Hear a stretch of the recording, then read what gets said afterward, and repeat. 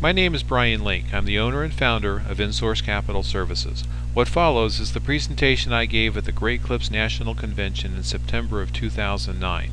The theme of that convention was It's Your Time. And consistent with that theme, I wanted to deliver a presentation that was about you, the Great Clips franchisee.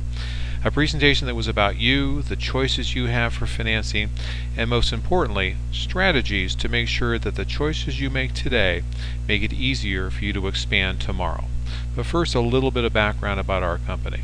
Our company has been working with Great Clips franchisees since 2002, and during that time we've been involved in every possible scenario, from new builds by new franchisees, through remodels, refinancing, salon acquisitions, and expansions. We bring a variety of options to the table, and most franchisees have several choices when it comes to financing. But one thing they don't have a choice of is whether or not to finance a given transaction, because every salon gets financed. It may be financed through commercial means, it may be financed out of cash flow, it may be financed out of other personal assets or out of pocket, but it still gets financed, and the choices you make for financing today affect the choices you have in the future. So, how do we choose? Well, a lot of it depends on things like your goals, your existing cash flow, your balance sheet, but more than anything else, it depends on the way you see the role of financing within your business. The objective of this presentation is to give you another way to look at financing as a tool to help your business succeed, and to give you the tools to properly evaluate the choices you have. To accomplish that, I'll provide you with several examples of decisions franchisees have made and the results of some of those decisions. So to start, please take a look at this. Some of you may have seen this before, and it's called the candle problem. Here's how it works. On the table, you have some thumbtacks, a book of matches, and a candle. Your job is to attach the candle to the wall and light it so that the wax doesn't fall on the table. Now, what do? Many people try to thumbtack the candle to the wall. Other people have the idea to light the matches, melt the side of the candle, and attach it to the wall that way. Both are great ideas, but neither of them work.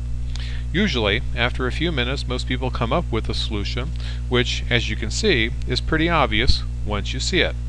The problem at the beginning is that many people look at the items on the table and see the box as something to hold the thumbtacks in, instead of seeing the box as part of the solution to the problem. Interestingly enough, if the original problem is presented in a slightly different way, then most people can see the solution right away, because they can see the box as a tool instead of just something there to hold thumbtacks. So what's the point of this? The point is pretty simple, and that's that the solution you find has a lot to do with how you see the problem. When we saw the box as just something to hold thumbtacks, it was hard to see it as something to use to solve the problem. In the same way, how we see financing has a lot to do with the way we use it in our business. Now, another thing's important here, and that's the simple fact that the choices you make affect the choices you have in the future. Once we had in our minds that the box was just for the thumbtacks, it was hard to change in our minds the way we saw that box. The same thing applies to financing.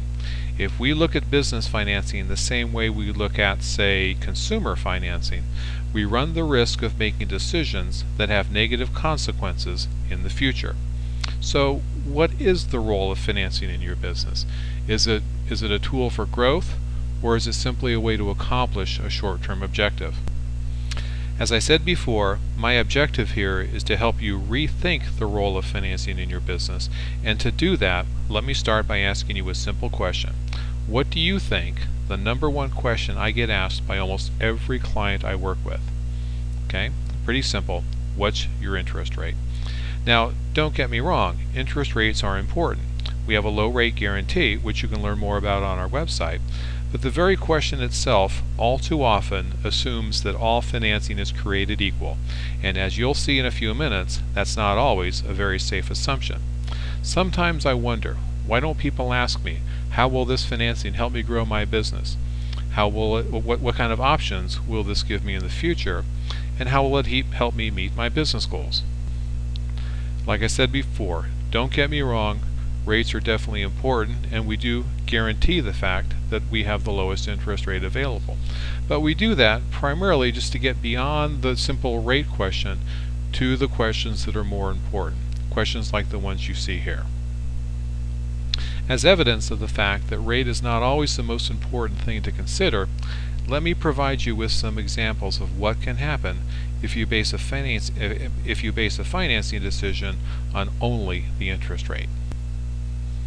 For the first example, I was working with a particular new franchisee working on a new build who needed about $100,000, a fairly common scenario these days. And in this case, the gentleman had two basic options. One was to use a home equity line of credit at a rate of 6%. The other was to use commercial financing at a rate of about 9%. To drill down on those two choices a little bit, the home equity line would have been repaid back at $1,461 a month with both the salon and the home equity used as collateral. The commercial financing would have been a little higher, $1,558 a month, and would have used the salon only as collateral on the loan. Here's what he perceived as the only trade-offs involved in this choice: the difference of $97 a month or $22 a week, or having his home tied up as collateral. But of course there were other trade-offs involved, and it had to do with future options. What happened in this particular case, about 6 months later, a terrific new site became available, and the franchisee wanted to take advantage of that site through financing. Unfortunately, the first salon wasn't quite profitable yet, and also unfortunately the primary source of outside income, in this case the gentleman's primary job, was lost as a result of a layoff. Now, credit decisions in the commercial world are based on two things. One, strong personal credit with which this franchisee had and continues, and the other is simple cash flow. Unfortunately, because of the cash flow considerations, commercial financing wasn't available to him. It wasn't available to him, and he was not able to take advantage of that new site. Now, let's play a little what-if game. What if he had decided to pay that extra $22 a week? What if he had decided to leave the home equity line of credit available for things like working capital or future decisions? Well, he would have had that second salon open today. This is one example of decisions we make today affect the choices we have in the future. Here's another example. And again, an existing franchisee, in this case it was a salon acquisition for about $150,000. The gentleman had two options available to him. His two options were a commercial loan, about 9%, $2,413 a month, or in this case he actually had the option of assuming the seller's previous financing. That previous financing was from a bank. The option was presented to him just to assume the balance of the remaining payments at the rate of about 6% for $2,192 a month. So again, fairly simple trade-offs were perceived. Lower rate, lower monthly payment, in this case seemed like a pretty simple decision. But like the previous example, there were consequences, and consequences affecting his future options. In this particular case, about a year later, this franchisee wanted to leverage that new salon equity for another expansion, another new build. We approved his credit based on that strong credit and the personal cash flow with the availability of the different salons. But unfortunately, what we discovered that among all those different papers he signed to assume the financing from before was the previous blanket lien on just the salon now was a blanket lien on his entire company. Unbeknownst to him, and through no fault of anybody other than just having a professional explain the scenario to him, he had signed over his rights to his entire company to secure just this loan. But in this particular case, there was a good outcome. We scrambled around to get the bank to sign a subordination. We were able to get an exemption from the standard credit requirements.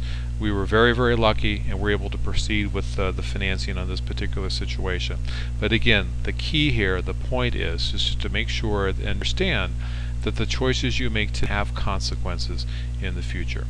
So what should you do? Again, the theme here, rates are important, but they're not necessarily the most important. And again, InSource offers a low rate guarantee primarily simply to get the rate question off the table, and in order to focus on some of the more important things. Things like, how will this financing help me grow my business? What options or limitations will it provide in the future? And of course, how will it help me meet my business goals? As you go forward, be sure to use experts that are available to you. Use experts in the realm of financing. Find trusted advisors whose counsel you can trust to provide that guidance for you. And of course, any questions you have about this presentation or any particular financing scenario that you're looking at or growth at all, please feel free to call me at any time. I really welcome your feedback, and I would love to hear from you anytime in the future. Thank you very much.